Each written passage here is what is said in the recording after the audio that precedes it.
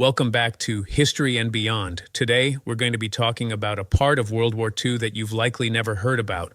When we think of the war, we often picture the battlefields of Europe, the courage of Allied forces, and the leaders who shaped the conflict.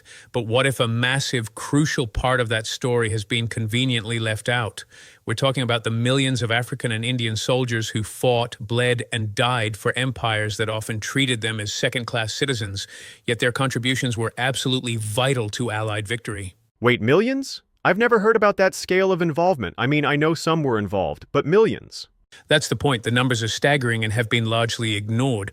At its peak, the British Indian Army alone was the largest volunteer army in history, numbering over 2.5 million men by 1945. And that doesn't even count the hundreds of thousands of African soldiers who were conscripted or volunteered to serve the British, French, and Belgian empires. The largest volunteer army? That's a hard fact to ignore.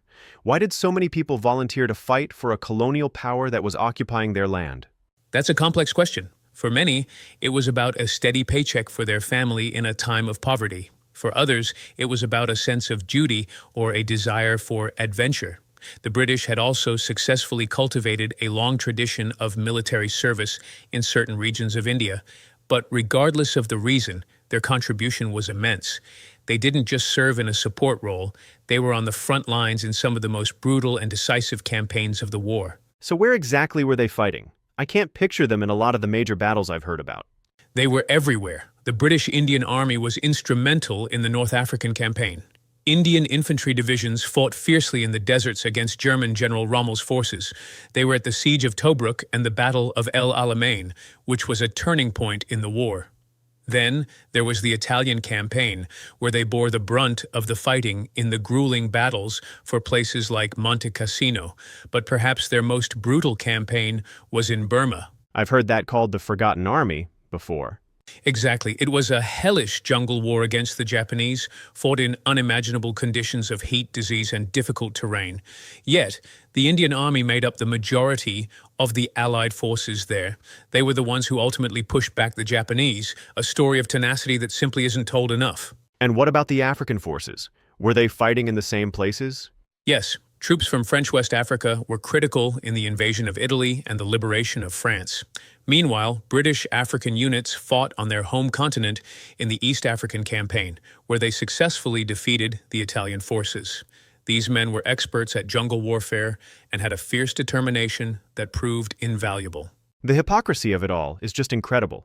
They're fighting for a country's freedom that they don't even have themselves. The irony was profound, and it wasn't lost on the soldiers. It's the central paradox of this entire story.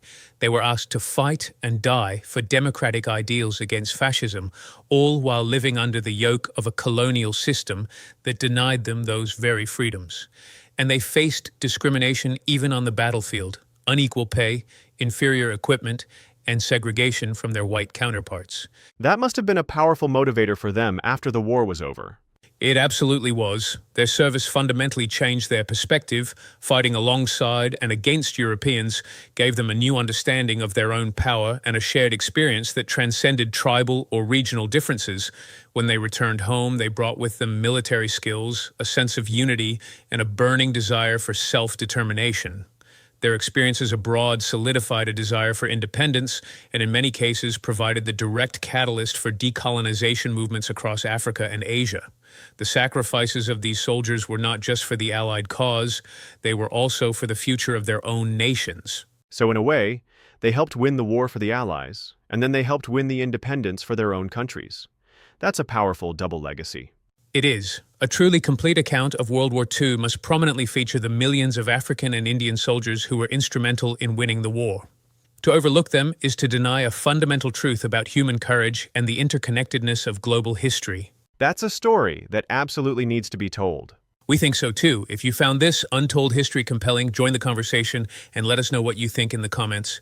And for more stories like this, hit that subscribe button and ring the bell so you don't miss our next video.